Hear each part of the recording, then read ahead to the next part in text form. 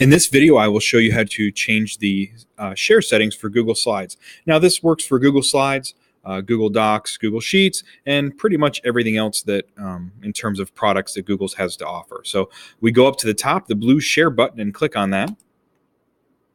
Now we have some options here. First off, we can identify who we are sharing with. We can choose someone just at school that can edit, can comment, or can view.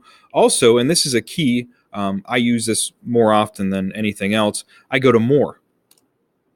And I share public on the web. Now, oftentimes when I make materials for class, I make them available to anyone rather than just people signed in at North Canton City Schools or anyone with a link.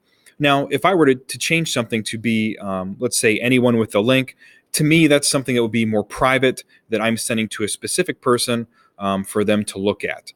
So it's not totally private because they can still see it, but you have to have the link in order to see it.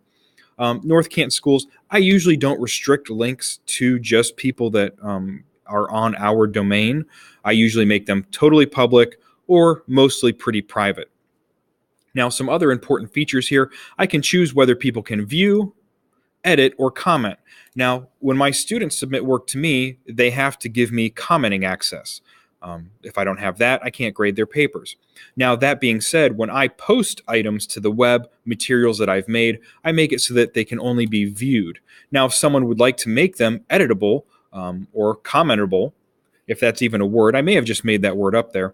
If they want to do that, they can always make a copy, and then from there, they can make any changes that they want. So depending on what you need to do would depend on what choices you make here.